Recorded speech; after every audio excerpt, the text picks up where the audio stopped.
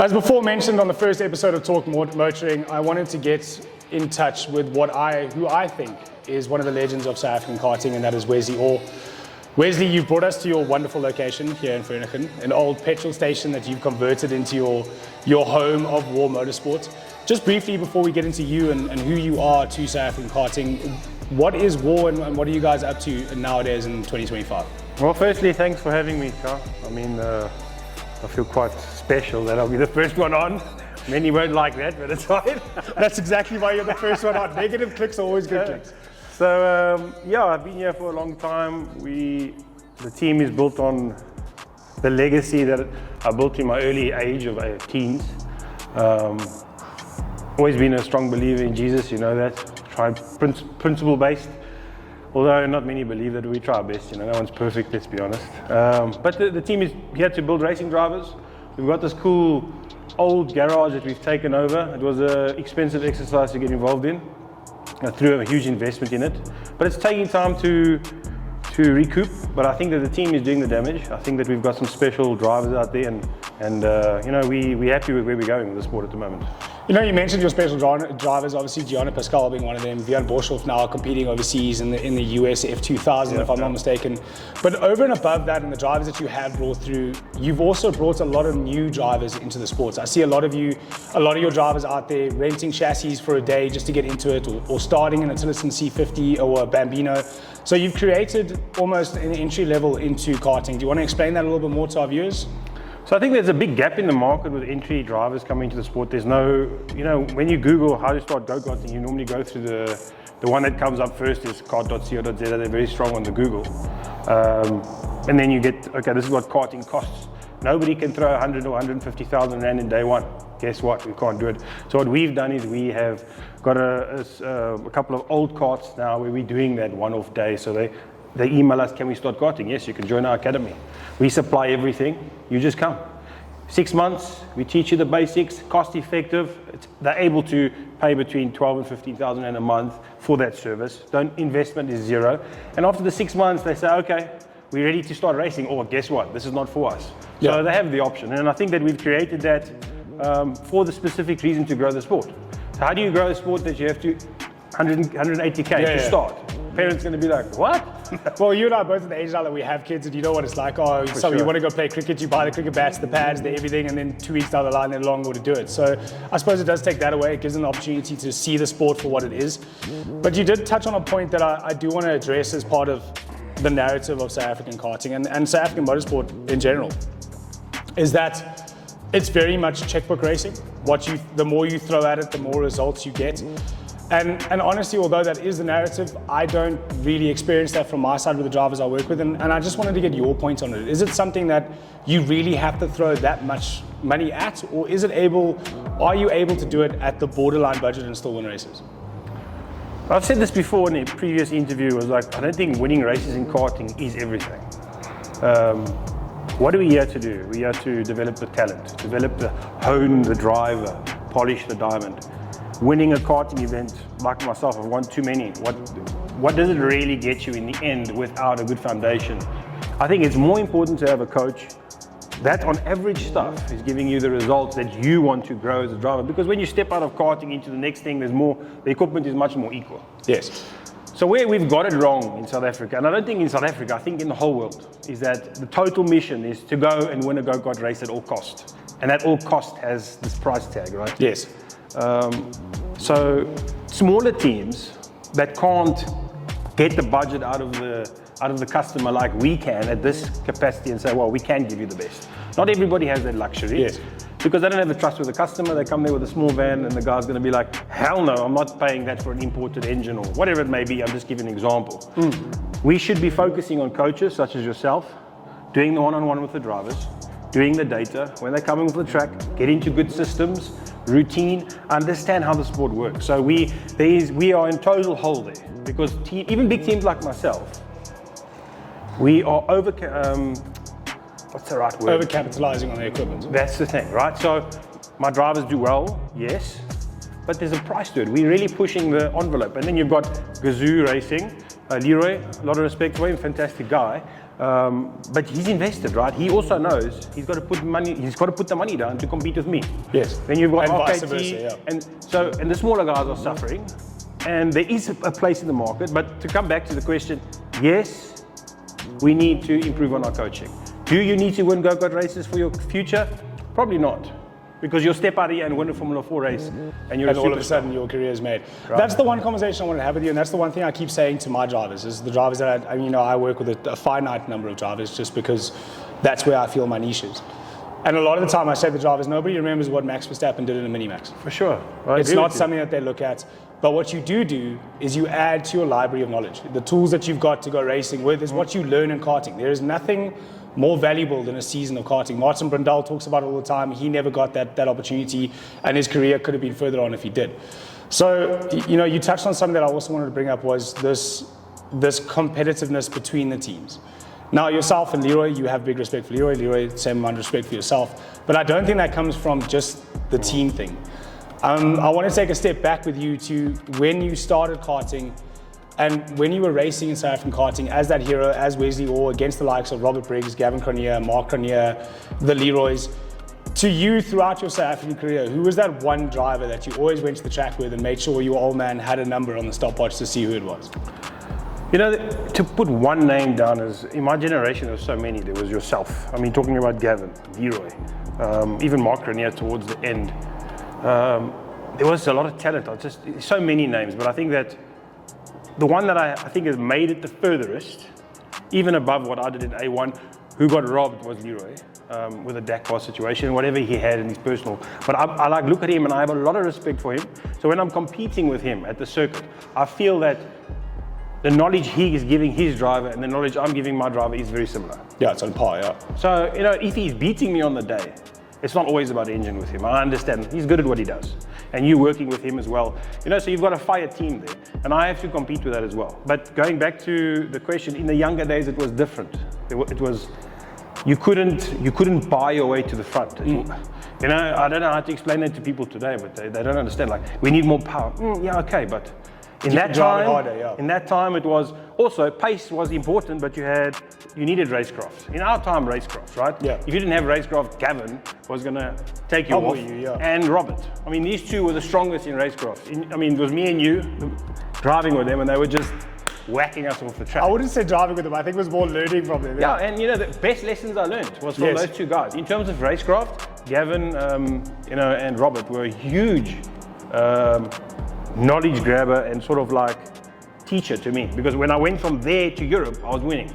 I wasn't afraid because they were very aggressive and they had both done international karting. So I was a lot younger than them, but it was a great experience for me to learn from them. So I remember that, and I think those two in terms of racecraft were my teachers. Yeah, we look at our fields that we have at the moment. I think, one of our series is starting to get to that point that we had the numbers that we used to have. But you and I talk of racing back in the day, there were 36 on the grid. And it was 36 on the grid at a club race in Polokwane when there was a regional at Swakopmund with 36 on the grid. So for us, I'll never forget, there's my first super race at Vereeniging. It was yourself, Gavin, Robert, the usual super drivers. And I remember qualifying third on the grid. And I actually had a bit of a holding about it, and I was chirping all the other drivers. Turn one, that holding quickly disappeared, and I was put in my place and taught, listen, Lighty, you're here fighting with the big boys. And there was no such thing as go to a COC and protest. Exactly. You dealt with your issues on the track, and that's what taught us, I think the hard knocks of motorsport taught us how to go through life. And I think a lot of the people that we've met throughout the world, or throughout the world of motorsport, have gone on to become successful in whatever business they go into. Definitely. Because of what we've learned through karting and what we've gained. The one thing that I wanted to talk to you about, and the one thing I distinctly remember from you, growing up around you at the circuit, was your relationship with your dad. Yeah. And one of the biggest things I remember is I remember going with my dad in his old SL500, driving from Bryanston to Vereeniging to come get an old, I think it was a rocket engineering engine. Was your W60s? We had to get the rocket engineering car. Button's dad. From Jensen Button's, that's right. And I came to your house to collect a carb, and I distinctly remember you sitting on a trolley with that engine flat out, and you were tuning with the adjustment screws, teaching yourself how to tune the motor on a trolley, and that obviously came from your dad. Now, I had a great relationship with my father growing up throughout karting, and it's something that we've lost in motorsport because of the teams. But definitely. I want to know from you your fondest memory of your younger years of karting with your dad. I think there's always the Let's talk about the bad side first, because There is that. I know that your dad was also quite tough on you. So the generation of men in that time were a different breed. You know, there was no, oh my boy, sorry, there was a difficult race. No, it was, oh my boy, listen. You could have done this. That's totally different. That was hard mentally to accept in a very young age. I think also borderline abusive was allowed that time. You got to get there. But again, that made us into great stars. But that time that you were building with your father, right? My most fond memories was traveling with him to Europe. He was driving the PCR factory truck, and you know, we would go together to the races. You know, that to me is like real, and we would discuss life. And unfortunately, time takes it away from you when you get out of it. Now we're not as close to our dads, or we try to see them all the time. But in the sport, how it is now, the kids don't have that. Yeah, that bond. Because you've got me and you and Leroy and all the coaches in between now, which I don't think is a bad thing. But a buffer, Yes, but I think the teams should maybe be more inclusive of the parents. But the parents also cause a lot of problems for us, right? Because they don't understand the sport. Well, 90% of the issues you've had over that, you've touched on it with the drama and being probably the most hated individual with karting at the moment. Tough, I'm sure. mate. Look, it swings and roundabouts. I think Leroy's turn will probably be next. Ricky's turn was last year, so we all have our turns of the most hated. But I think a lot of it comes from the parents and the way they approach karting. At the end of the day, like you touched, karting isn't there for you to go win races. It's there for you to grow the tools you need to move on to the next step. Correct. And 90% of the things is what I say to my drivers, fun is fast. So if you're enjoying it, that's what's going to happen. But we touched on our conversation with our dads and our time we spent with our dads, but there was one father figure that all of us got to work with and taught us a lot, and that was the grandfather of karting, Nono Giovanni Piazzamo. So you came from that school, I came from that school, and just give me, you know, I remember you and I were staying at his house and almost killing the poor dog when it fell off the bunk bed. When we were staying at Paula's house, poor dog falls off the bunk bed, almost dies. Story for another day.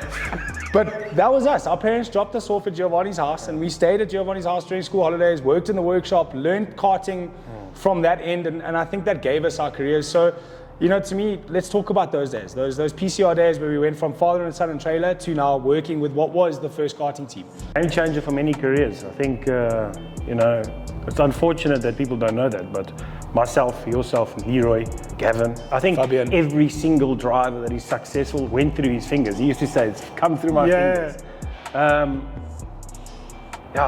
Thinking about it, I miss him, but he was just so good, right? We just used to go there, we used to work in the factory. The other thing was he forced you to work in the factory. Yes. You used to clean your own car. Me and you used to test the cars on the track all day. Go running motors for everybody. Yeah, he taught me how to build engines. He taught me also manners. You know, he was tough on us with how we treated people, how we ate, what times we ate. I mean, routine was his thing. 12 o'clock, guys. I don't care what's happening. It's over. We're stopping. 10 o'clock coffee, 12 o'clock lunch. So I think tradition. He brought a lot of tradition, a lot of that to the team and to us as individuals. And I also see it with Etienne Roos in RKT. Yeah. He's also inherited that from his father, who's also very much 12 o'clock we eat, and Etienne has those habits as well. He's a bit older than us, but I enjoy spending time with him as well because he brings that tradition in. So Giovanni, I call him the father of karting. I think he 100%, yeah. He was. And what did you think of him? Obviously we had the same. He obviously introduced me to you in that karting realm, and at 16 years old, it was my dad had started running out of money. It was difficult for me to keep racing, so he brought me to the track and introduced me to you, and you said, "Well, Carl, let's teach you how to drive a coach." And that was at 16. You brought me in with Giovanni to learn how to drive a coach. And I think one of my fondest memories of Giovanni was he had that white wall with all his tools, the white bench in his engine room, the beautiful pristine floors, everything in its place and the place for everything. And I'll never forget, I put a thumbprint on a 10 spanner and I hung it up back on the board. He made me take every single tool off that board, clean every single tool, pack it all back, and he sat there with me till 8 o'clock in the evening and then took me back home for dinner afterwards. But he made sure that I understood that you wipe your tool down and you put it back on. A place for everything and everything in its place. And it's a lot of old school teaching that I think a lot of our generation got that the new generation doesn't get anymore, which is, there's a way to run things, a way to run a workshop. And I see the way you put your workshop together. It's almost reminiscent of Piazza Motorsport, the grey walls. Everything kind of followed through that from him and from his teaching that taught Leroy, yourself, Fabian, and the rest. But another thing that I keep forgetting is that we talk to our drivers expecting them to believe that we know what we're talking about. But it was 20 years ago that you and I drove at the level that they're driving at now. For sure. You know, you've had some great results at the Rotax Grand Finals. You've had wins at the Rock Finals. So it's 2 World Championships at Rotax, I think 2 at the Rock. You've got 2 European titles, an Italian Championship to your name. I mean, that is what you've done in karting. But to get to your first event and win in your first event when it's just you and your old man, I mean, that must have been... Talk me through your first Rotax Grand Finals, your first win. So my first World Championship was actually the Rock World Finals. Right, yeah, it was 2 in 1 year. Yes. So the first guy that I was with my dad and Neil Curtis.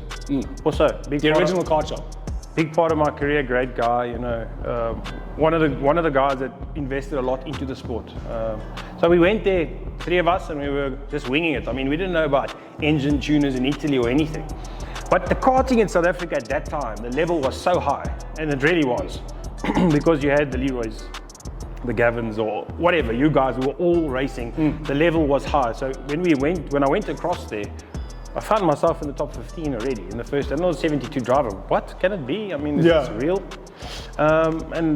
We struggled a little bit with performance on the engine. So I was always top 15. I just couldn't break into the top 10.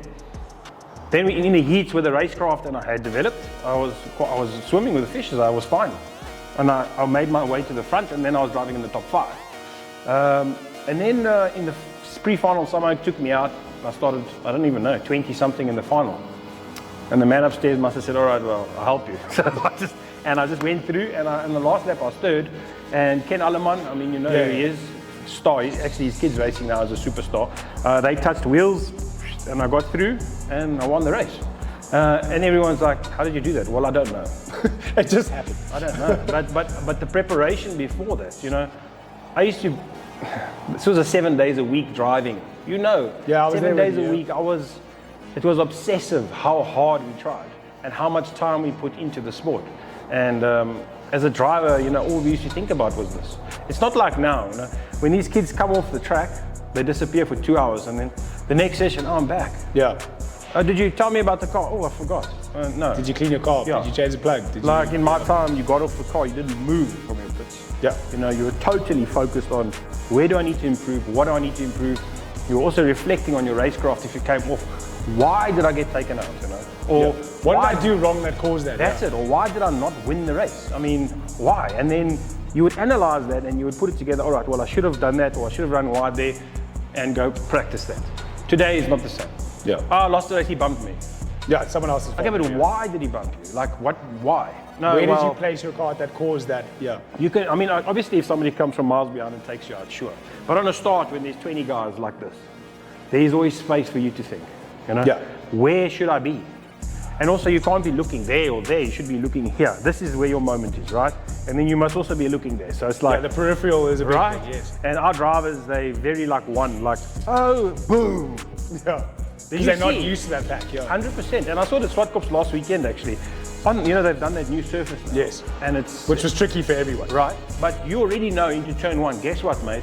Make sure you brake early and make sure you move, because you know someone's coming from the back or you're hitting someone from the front. Yeah. So decide where you're going to be, but you can't be in the fire line because everyone's going to crash, and which did happen. So in that position, you know, you got to go last minute left or last minute right.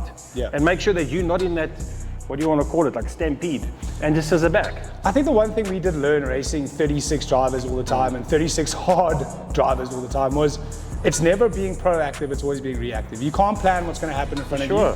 And the biggest thing is always your foot is flat until you're hitting something. That's it. There's never a lift or a hesitation. Your foot's flat, and when the problem comes, then you might lift. You know, and I think we learned that from, and I saw it now when I went to the World Finals. I've done 2, both of them I've never started inside the top 30, but I've never finished outside the top 10.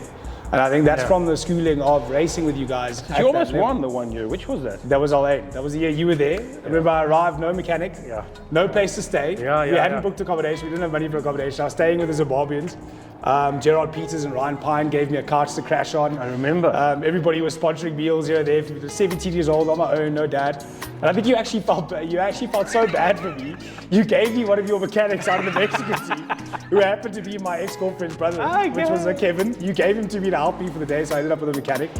And we almost won that. But again, it was from the schooling that we had in the old school of South African karting. And what I did notice, and the one thing that we have missed, is the negativity seems to be getting bigger and bigger. The toxicity seems to be getting bigger and bigger.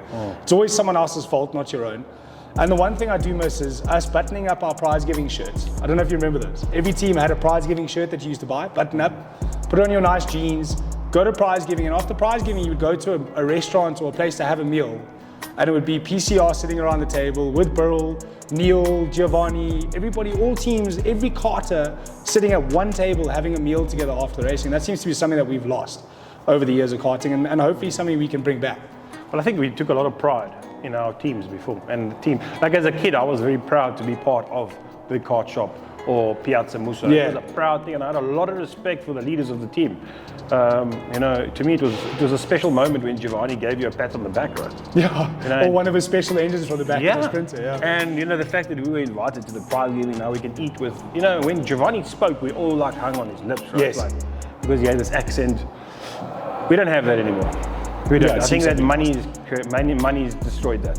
Because although it was expensive then, there was still that factor of respect. And although I have kids that are respectful, now I'm not saying they're not. I'm just saying that the culture is different. Now it's like, well, I pay millions, I'll treat you how I want. That is some of the really bad end of the scale. Obviously, there are the good ones that we all work with. I mean, I've got a few that I do, you've got a few that you do, there are the good ones, but there is that other end of the spectrum.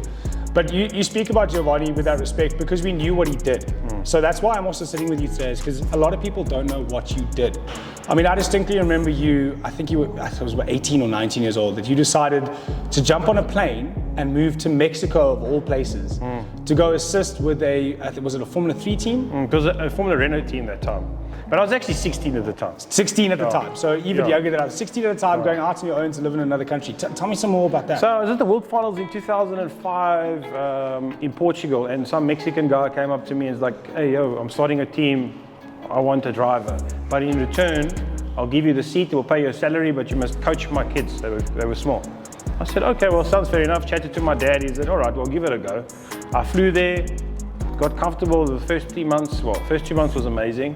Went for my first Renault test, was, I don't know, they thought I was like, I don't know, Superman or whatever, great, you know, flying.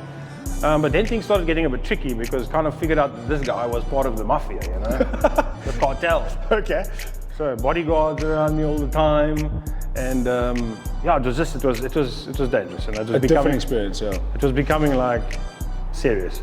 If I tell you most of the stories, maybe I don't know. I should, but I don't think. Yeah, look, I don't want to be followed around. I don't want people coming to my house. And today he actually got killed. Maybe a year after I'd left. But eventually, so everything was going very well, and I had already lined up an IndyCar seat. It was already done. There was a guy, something Humphrey, who was my engineer, and he had lined up. He's like, okay, this is what we're going to do for the next season. So I was pretty much set. But in that time, A1 GP came and said, Mike Carroll was like, we need a rookie driver to take the seat over the following year. So they saw me in Mexico City when they went to race. I was racing Formula Renault. He said, cool, sign me up. And then I was in a tricky situation, right? Do I want to represent my country? It's a great idea, but this. And that's the time when I needed a good manager. Yeah. Manager, right? So this is also a conversation we need to have, is that these kids need to be managed, man. They need to be managed by experience. And so at that moment, even though A1 was a great experience, I never got to get my seat after all because the series closed down. That was the crushing moment and the end of my career. It was very simple. Because I was at the pinnacle, I was in my prime, people wanted to pay for me, and then one wrong move destroyed it. That was it. If I just stuck it out, then I probably had a better boss. I would have been in IndyCar. It's fine, you know, Formula One is not the only thing. Yeah, well, that's also another thing that I think we must touch on at some point in this conversation. But A1 at that stage was our closest access to Formula One as South Africans. You got to drive that car. You drove. I don't know if you drove the Lola. Yeah, I drove the Lola. I didn't get to drive the Ferrari. You didn't get to drive the Ferrari. So what happened was, I think the team got into some financial strain at some point. Well, the entire series fell apart because of financial strain. They hadn't paid Ferrari. Those cars are still here. They're actually in Freniken, just down the road. They're sitting with Such Peace. Yeah. So those cars are still here. But the Lola you got to drive, I mean, that must have been such an amazing experience. I can tell you, the car was so powerful and raw. It didn't have power steering, and it was nice. Like I did P3 in Brands Hatch, P1 in Mexico City. I was competing with Sergio Perez was in there, Nico Hulkenberg was in there in the test sessions. I was competing with the best, mate. Like at that point, you believe. And I mean, you were the same age as Nico Hulkenberg. Yes. He was a superstar that they all said was going to be the next Formula One. And I'm surprised he wasn't a Formula One, or isn't a Formula One world champion, because when I saw him in that kettle of fish, he was the best. He was, yeah. He was like, I was like, damn, this guy's good. Right? And I mean, you were up against Jos Verstappen, you were up against Perez, you were up against. It was the names there were. You were walking with greatness, man. Yeah. A lot of the previous Formula One drivers had kids in there as well. I just can't remember who it was. Well, for the pole, I think for the pole, he might have been there at one stage. Panis, what was it? Panis? Yeah, Olivier Panis, but it was actually Olivier himself that drove for the French car. Okay, so I'm interacting with these people, and then you kind of, now you start to believe, and when you believe, you're like, okay, I've got this. I can actually make it. But yeah, I think my biggest problem was I didn't have a good manager. And it's not that my dad wasn't. My dad was a fantastic, but my dad had not. You need a generation ahead of you. Yeah, you need that experience. Right? So my dad, he wanted to do what's best for me, but he didn't understand the sport. Like, you needed somebody. I should have had like a Sorrel, Wesley. Let me explain something to you. Or that's also the problem with South Africa. No one steps in. And it's like, this guy is a super talent. He's there. Let me help him. No. They won't do that. But if I had somebody with a bit more experience that guided me and said, Wes, this series, I don't think it's the right one for you. Let's go this direction, yeah.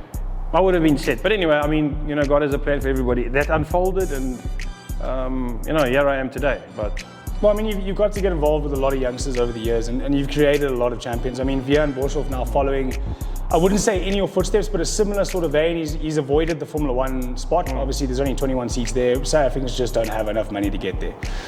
And a lot of people don't realize that Formula One costs you money right up until your first season. Well, at the moment, I think Formula One is a circus, man. I think it's a bunch of ponies jumping around there. Not that they're not talented, they are, but they're not the best in the world. Yeah. Some of them are equivalent, but I can tell you the best in the world are some in Formula E, some in NASCAR, some in IndyCar, because Formula One is this tiny little window. And it's about who you know and how much money you got. Yeah, so it's who you know, not what you know. That's it. And it's not a bitter pill to swallow. I mean, I'm happy for the Formula One drivers. I think they're amazing. But I don't believe that the ultimate talent is there. Yeah. Because now it's become a TV show, right? Yes. Where he's in IndyCar, maybe it's a little bit better. But for Vian now, we're in a position where, dude, I want you to make money in a racing career, and I want you to love the sport. If we're going to go chase that, you're going to be bankrupt in 3 years. And you're going to hate the sport. And you're going to hate the sport, and you're going to come home. And so now managing him while saying, let's go give that a go. Let's go open some doors. We've got Gianna, who I would say is on the verge of the academy, F1 Academy, totally able to do it. She has the ability. She's on par with those girls, and she'll do a good job. And she's not the only good one. We've got Emma, who's 1 year or 2 years behind her, another superstar, right? Anastasia, who's also trying, and she's also really good. So there's a few of them. But you are working with her, should manage her from your experience. Like, yes, that looks sweet, but that's not where we need to go. We need to be going there. Yeah, we need to start looking at the GT realm, whatever it may endurance racing, that sort because you know that you were there. We've been there. We know it will rob you of everything you got and your soul. So 100%. You want to enjoy racing? Come, we go this way. We can pay up to a point and you'll get paid. I mean, females today, it's a done deal, right? Good management, they sorted. And you touched on me being able to manage, which is not something that I never got to that level in terms of main circuit. My career kind of stopped in karting, and that's where I ended. But we go back to that sort of management point, and do you not think that MSA, as our ASN, as that helm, with control over motorsport all the way through, should they not be looking at young karters and looking at the issues we've had in karting, looking at the negativity that we have, and maybe taking a step in to assist us with that? It's a difficult subject. I know it is. I don't really know anybody from MSA. I don't have a relationship with anybody. I know the big dog there. I spent some time with him, the VW, Vic Mirage. He was an engineer. He understands motorsport. He is good at what he does. Do they understand karting at its fullest? Probably not. Would it be beneficial to have somebody there that understands on karting, like yourself, or who's been in here for, this is my 30-year mark, right? Yeah, same here. Right? So guess what? 30 years, I know everything about karting. I can predict already in the race when it starts in lap 1 what's going to happen because I've replayed this so many times. Are they trying their best? Probably. You know, so yeah, you can only do as much as you can with the knowledge that you have. right. So I would like someone in there that been karting, that understands us, that knows me, that knows Leroy, and if it's you or whoever it is that knows you, can walk down the pit lane, shake my hand, and have a conversation with me on why it's not working today. And a conversation that you would actually listen to. I can relate to. I can be like, where's look, you know, the team, this, I'm not happy with this. What about the sport? Me and you, we can throw things around and say, well, I think we need to improve it like this.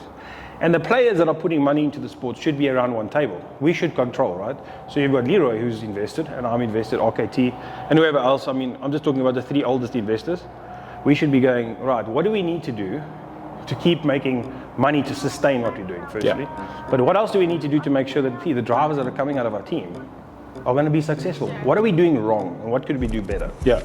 As a collective, as karting as a collective, why can we not all just sit around a table, put aside what we have, and move forward? Because I do feel like all of us involved in South African karting, involved in South African motorsport at any point, are all pulling towards the same goal, but we all seem to be pulling in different directions. Correct. You know, if we can get all of us together to pull one direction, then maybe that will be the pull we need to fix the issues we have. So I'm glad you actually touched that. I'm glad you brought that up, because it is something we should look at. But Wes, you know, we go back to your career as a driver and what you've done in karting. You've got your 2 Rock World titles. We spoke about that. The one thing we haven't touched on is the Rotax. It's something that you have a soft spot in your heart for. I mean, you do run both series, but Rotax, you've always said, allows the opportunity. Now, that World Finals and invitation only, it's something you've done twice.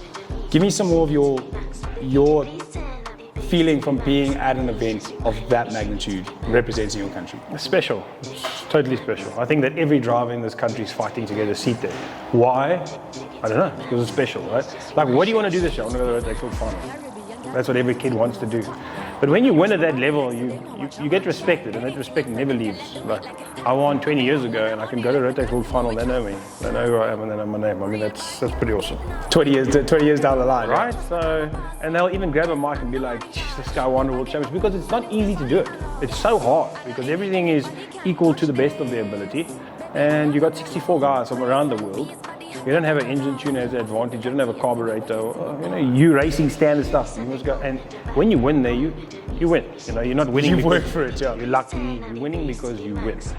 And I think that the Rotax series has a special place in my heart, and it has a special place in South Africa as well. And so does the Rock. You know, the Rock gives you the FIA stuff, the Academy stuff. So they both have their positives. Yes, I support both. But yeah, the Rotax has been good to me and as an individual. And what I can say is they're improving a lot on the product.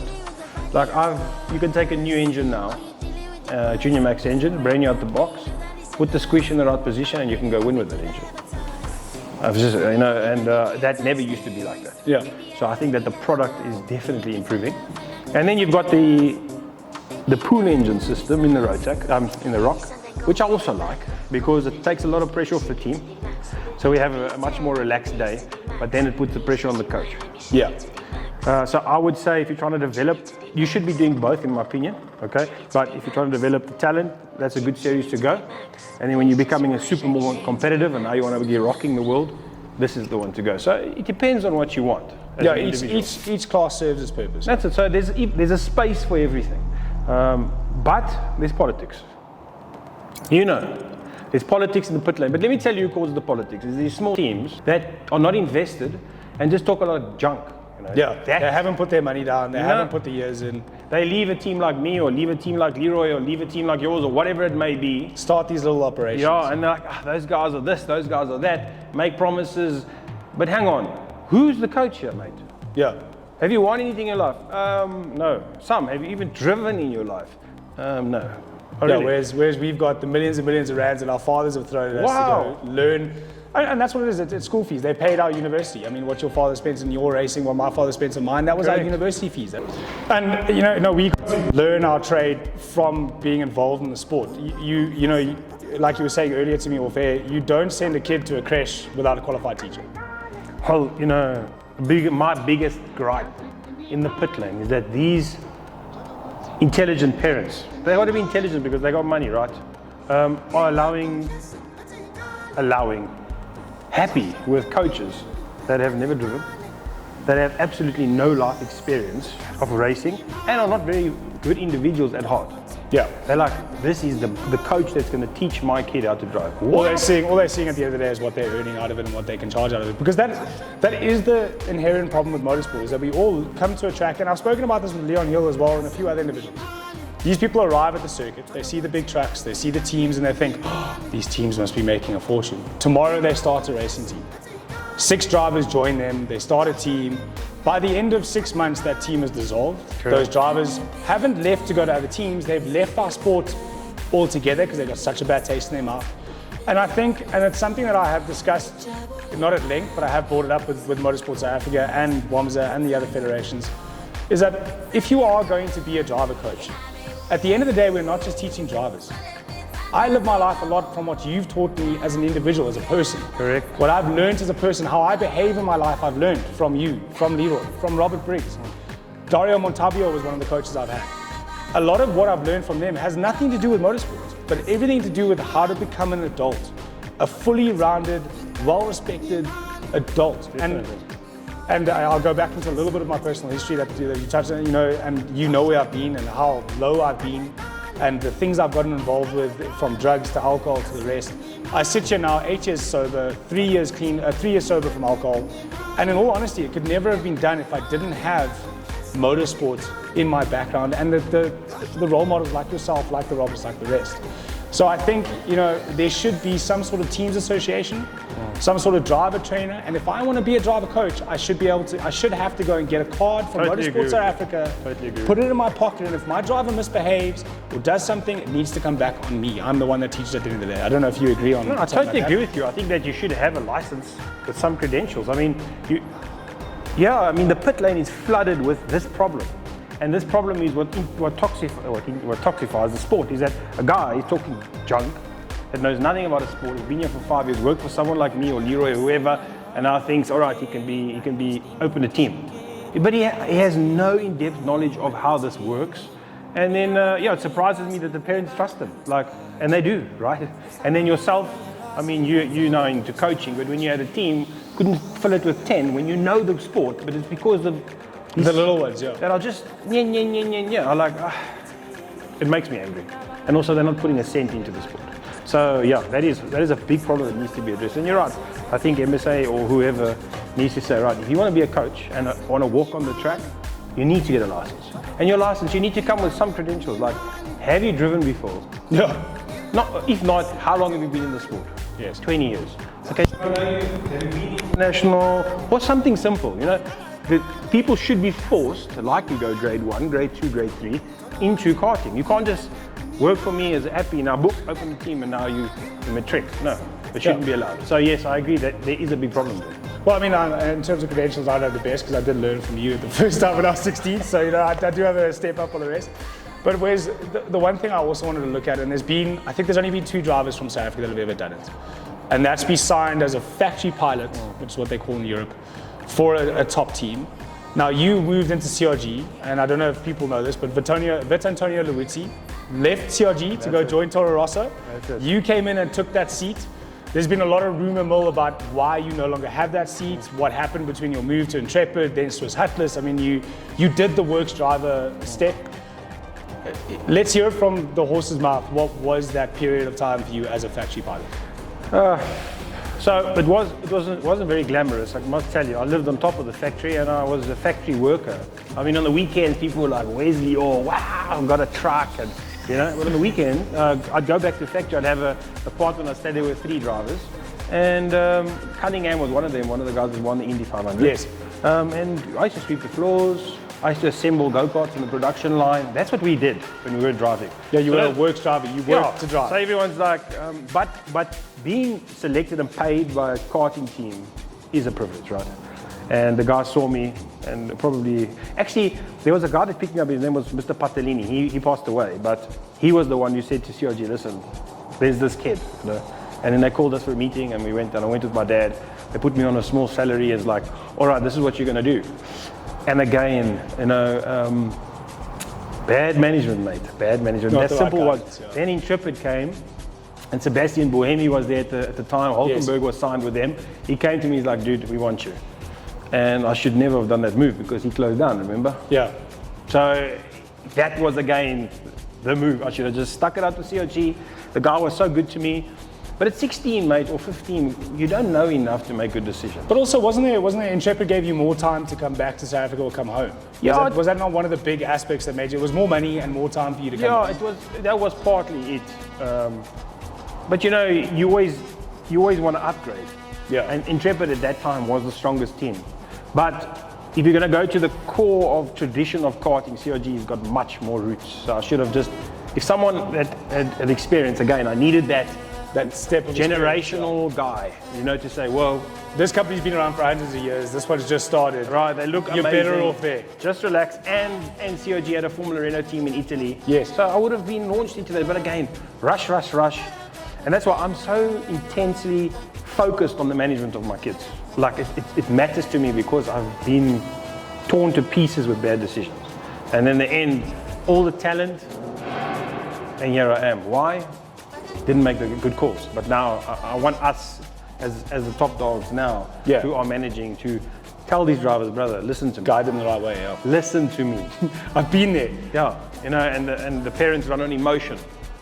Someone can phone the father and be like, hey, listen, the kid's amazing, some Italian car team. I know they just want money, right? Yeah, we all careful of the sharks, yeah. Right, I know who's who in the zoo. And I know the agenda, so I'm going, I can call, let him call me first. Let him call me, and then when he calls me, your driver's good, yes, I know. What is your plan? No, we want to do these races. Why? What do we want to do these races for? No, mate. We're not doing those races. Then you already know. Like, we here, as karting teams, to make sure we're developing the kid. You only put them into events that matter for that. You don't put them in there meant to show horse them, because if they don't perform at the wrong race, they dusted, right? The bigger teams won't look at them. So you've got to prepare them with the smaller races, off the map. And then slowly build them into going into the big races and performing. I think that's it. You don't think a lot of our South African kids are going overseas a little bit too quickly? You don't think they're stepping ahead of where they are experienced? Definitely. So international karting has a place for stars. But our kids going there, okay, they're learning racecraft. You know, in cars, in single seaters, you can't do this. Yes. Right? You can't be doing all of this stuff that they're teaching overseas. In terms of that intense racecraft ability you need in the FIA to perform. When you go to cars, you can't do any of that. You can't, you know, so I would be spending the money moving faster to single seaters. If that's the route you want to go, yeah. And if it's not, then moving faster into another direction. At 14, you should be out of kart. 14 to 50, that's my opinion. And the teams that are holding you to 18, they're just taking your money. And you don't think that KZ has a place for those drivers that are moving into that route? Yes, but again, it's very expensive. So for the 18, 22-year-old kid that wants to study now and wants to become a doctor or whatever, and doesn't want to live overseas, the KZ class is the class. But you know, the factory drivers in Europe are doing KZ. What their job is to make sure that beautiful chassis sells. Yes. Right? They get paid salary to race and win with that thing. And that's their job. But for kids that are making a future and a career out of motorsport, they need to be stepping stone at 14, 15. Yes. And if they're not, then okay, then they've accepted that this is what they want to do. And they want to go win a Rotax World Final, or they want to, whatever it may be. But there's two gardens, right? So you've got the super professional, and then you've got the one that wants to become an engineer like Shao Mafuna and enjoys racing. Yes. So Shao now works for Mercedes as an engineer of the Formula 1 team. That's correct. Another driver that actually came out of your So he made that choice. He was like, I love racing, but I'm going to go study now because I want to work for a Formula 1 team. And guess what? He's doing it. That's amazing, right? So yeah, there's always guidance on, there's many ways to stay in the industry, I think. Yeah. And I think, Wes, I'll be dead honest with you, and I do commend yourself, Leroy, Ricky to an extent, the guys that have done that level of team ownership. I mean, I've been there, RS with 16 drivers at one stage. I realized early on that level is not me. Where you sit, where Leroy sits, where I do not have the aptitude for it, and I cannot understand how you guys can manage week in and week out with that kind of pressure. It's hard, mate. I took my step back. I now deal with the drivers more one-on-one. And you know, more for me, the passion is like they get out the cart, they got a big smile on their face, and you're the first person they want to give a hug. Or they come out, they got tears in their eyes, and then the first person you want to talk, they want to talk to you. You know, which I take on as a very big responsibility, and I do love it. Because I had such a hard school in Martin. But I do take my hat off to you guys that run the team at that level and have to deal with the parents at that level. It's never the drivers you have to deal with, it's the parents you have to deal with. So, and I must be dead honest, having a look around here and the smiles on the face, the music's playing outside, the guys are washing the truck, they're cleaning carts. There's a good vibe and a good atmosphere here. So I must congratulate you on what Wor Motorsport is and what it's become. From back in the day when it was painted on the top of your bow helmet, that you managed to put into a wall. I still don't know how you hit your head on a concrete wall in a go-kart, but you did it. You still also go back in the kart for the next heat, which will never happen nowadays. But, and you know, the one thing you did touch on was the social aspect. You know, we raced against each other, we raced in different teams. But I still remember being traipsed around for anything in the back of a black Renault Megane Sport driven by Andre van der Merwe and yourself. You guys even forgot me in the boot when we got home. Thank God your mom came and found me. Otherwise, I would probably still be in the boot. But those are the moments that I remember from motorsports, and you've brought a lot of them. So thank you, and thank you so much for your time. Thank you. This was supposed to be a quick conversation, but I'm glad it turned into a 30-minute conversation, and people can watch, listen, and learn. So thank you. Thanks so much. I can't still can't turn. On the right, and I can't still can't turn.